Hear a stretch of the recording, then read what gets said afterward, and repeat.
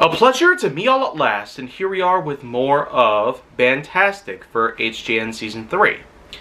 So now, what we're going to do here, we're going to focus on another American-made rock band that has also gotten a notable amount of attention back in the day, but how do they hold up right now? Well, for more than 20 years, Plain White T's, yeah, that's pretty much their name. There's lots of ridiculous names that people have come up with for their bands.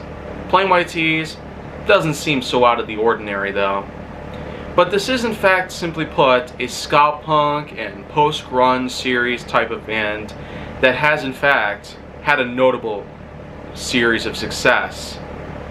Mostly stemming from their 2005 album, All That We Needed. This is one of those cases of an album which I happen to have a lot of love towards. One of those rare cases of an album that I happen to listen to all the singles within. And I'm not joking here. From the actual first title, All That We Needed, all the way up to the very, very last song, Last Call. Yeah, that's right. This is one of those rare cases where an album happens to have all the singles in there that are in line to the point where they're just so enjoyable. I don't ever want to take one single for granted. All the ones that are in there, all the songs that are within, which of course does include their best known single, Hey There Delilah, which eventually made its way as a single in 2006. But the whole thing about it is that the entire album itself is just amazing. No joke about it. And you're probably wondering exactly, what about the rest of their work? Big Bad World in 2008, and then with other notable albums here and there. Pretty much their more recent releases haven't really caught on quite well, unlike with their earlier works. But that happens to be the case with a lot of bands. It's quite common to see most recent work not necessarily measure up as much as what we would have seen from previous works. That at least would make sense. Maybe a little too much sense? It's hard to tell, really.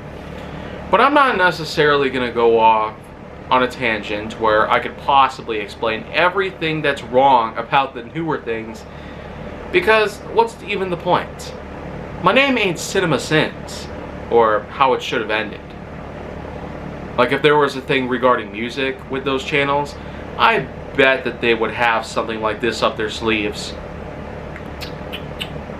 And it wouldn't be nice, I can tell you that for sure. Otherwise, I can't quite tell a whole lot more about this band. While they sure are amazing, and I certainly have a lot of fond memories of these guys, especially with their 2006 single, Come Back to Me, being a part of the Ecstatic Mixover. So yeah, there's going to be a lot of notions where I've mentioned the Ecstatic Mixover a lot. And if you want to see that playlist, well, it's right up your alley. Here on the channel, or you could even look it up yourself, Kaiju Force Neo's Ecstatic Mixover. But other than that, Plain White T's, their notable appearances, and many other things entirely. Lots of details, lots of history, and lots of background between each and every one of the members. But only so much of that I can comprehend at once, and so I'll pretty much just leave it out for a little while.